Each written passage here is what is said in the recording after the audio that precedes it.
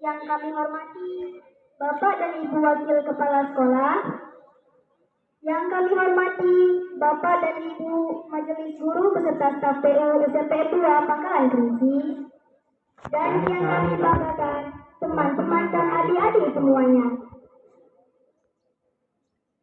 Puji syukur kehadiran Allah Subhanahu wa Ta'ala yang mana telah memberikan kita nikmat kesehatan agar kita dapat berkumpul di lapangan yang kita cintai ini. Salawat beriringkan salam salam tercurah kepada junjungan alam, yakni Nabi besar Muhammad SAW, dengan melafazkan Allahumma sholli ala Sayyidina Muhammad wa ala ali Sayyidina Muhammad. Baiklah, perkenalkan saya Raudatul Nur Halimah dan rekan saya Kami berdua adalah perwakilan dari kelas 8A ingin menceritakan dongeng yang berjudul Kisah Si Kelinci. Cerita rakyat dari Bangka Belitung, Jambi. Udah pernah dengar belum ceritanya? Kalau belum, ayo dengarkan bersama-sama.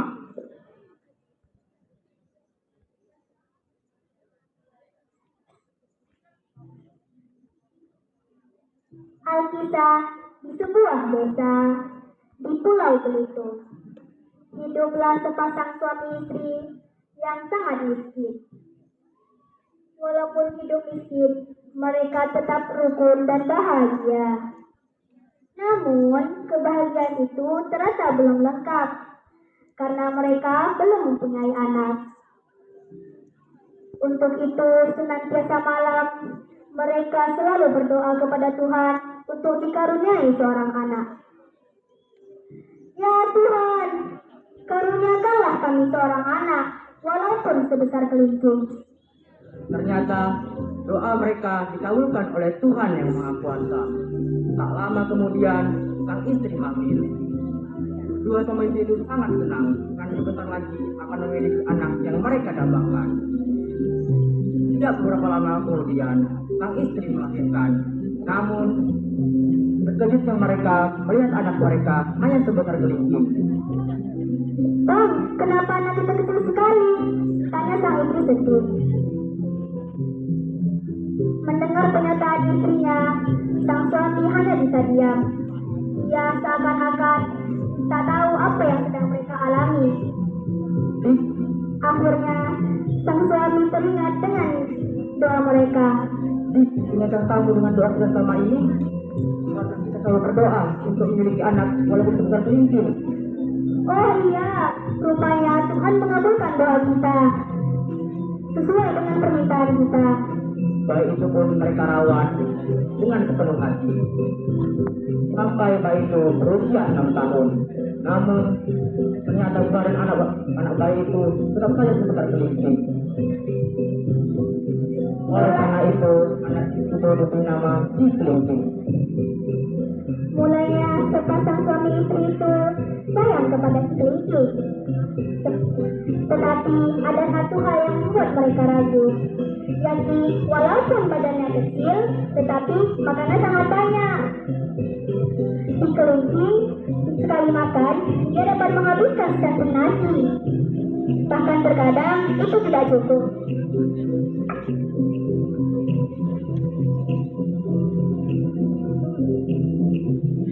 Setiap hari, suami istri itu bingung karena penghasilan mereka yang tidak cukup. Penghasilan mereka hanya cukup untuk si kelinci. Karena sudah tidak kuat lagi menghidupi si kelinci, kedua suami istri itu bersepakat untuk membuangnya. Bang, bagaimana caranya kita meninggalkan si kelinci? Tanya sang istri. Alam penasaran. Besok pagi, abang akan mengajakkan ke hutan. Ke hutan? Untuk apa, Bang? Tanya sang istri yang bingung. Abang akan membuangnya ke hutan. Sang istri pun setuju. Keesokan harinya, sang ayah membawa si kelinci ke hutan untuk mencari kayu. Setibanya di tengah hutan, sang ayah segera mendebar pohon. Kelingking, kau berdiri di sini saja. Ayah akan menebang pohon ini. Seru sang ayah. Baik ayah, jawab si kelingking yang menaati perintah ayahnya. Namun tanpa disadari oleh si kelingking, ayahnya menebang pohon itu ke arahnya. Sang ayah sengaja melakukan hal itu agar pohon itu menimpa si kelingking. Beberapa saat kemudian pohon besar itu tumbang menimpa si kelingking. Melihat hal itu, sang ayah bukannya sedih, melainkan gembira. Matilah kau kerdil. Ha. Terus sang ayah sambil tertawa terbahak-bahak. Lalu mendekati pohon besar itu. Setelah memastikan anaknya telah mati, sang ayah segera kembali ke rumah untuk menceritakannya kepada sang istri. Mendengar cerita suaminya, si istri pun senang. Bang, mulai hari ini hidup kita akan menjadi tenang. Namun, menjelang siang hari, terdengar suara teriakan dari luar rumah. Ayah, letakkan di mana kayu ini? Bang, sepertinya itu suara kelingking, bukannya anaknya sudah tiada. Ayo kita pergi keluar untuk melihatnya. Kedua suami istri terkejut melihat si kelingking sedang memikul sebuah pohon besar di pundaknya. Ayah, letakkan di mana kayu ini? Ucap si kelingking. Letakkan saja, perintah ayah. Setelah meletakkan kayu itu, kelingking langsung berlari ke dalam rumah untuk mencari makanan. Oleh karena kelaparan, usai memikul pohon besar, ia pun menghabiskan secanting nasi yang telah dimasak pohon besar di pundaknya. Ayah, letakkan di mana kayu ini? Ucap si kelingking. Letakkan saja, perintah ayah. Setelah meletakkan kayu itu, kelingking langsung berlari ke dalam rumah untuk mencari makanan. Oleh karena kelaparan, usai memikul pohon besar, ia pun menghabiskan secanting nasi yang telah dimasak oleh ibunya. Ayah dan ibunya hanya bisa terduduk diam melihat si kelingking dan tidak tahu bisa berbuat apa-apa. Sejak si kelingking pulang ke rumah, iman mereka semakin sulit. Tidak cukup jika hanya makan secanting bagi si kelingking. Bang, apalagi yang harus kita lakukan? Tanya si istri bingung. Awak punya cara, aku akan bawanya ke gunung untuk mencari batu.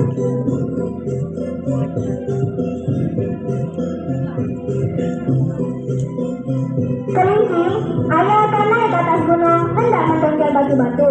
Kamu tunggu di sini saja ya, sambil menghadang dan mengumpulkan batu-batu itu. Baik ayah, jawab si kelingking. Beberapa kali ia memanggil anaknya, namun tidak mendapat jawaban. Ia yakin bahwa si kelingking telah tiada. Dengan perasaan gembira, ia pun kembali ke rumah dan beritahu istrinya dan menceritakan kejadian itu kepada istrinya. Namun sang istri langsung percaya bahwa anak itu sudah benar-benar tiada. Apakah abang yakin jika anak itu benar-benar sudah tiada? Tanya sang istri. Iya, abang yakin. Abang telah dirinya dengan batu besar. Ya, syukurlah. Kalau begitu, hidup kita akan benar-benar menjadi tenang kembali. Namun, ketika menjelang sore, tanpa mereka duga sebelumnya, tiba-tiba terdengar lagi suara dari luar rumah. Ayah, letakkan di mana batu ini? Seru suara itu. Letakkan begitu saja. Jawab si ayah.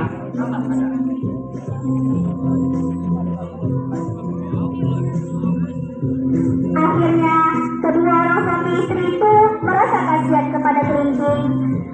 Mereka pun menyadari bahwa walau bagaimanapun si kelingking lahir itu adalah kebutaan mereka sendiri.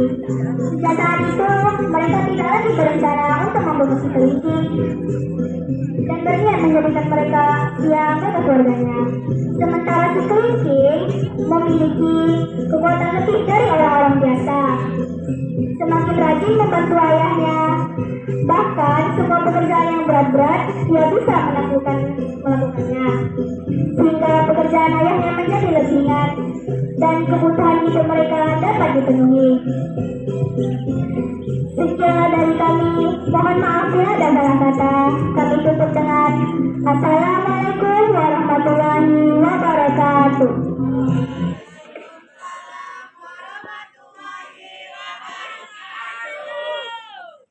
Terima kasih.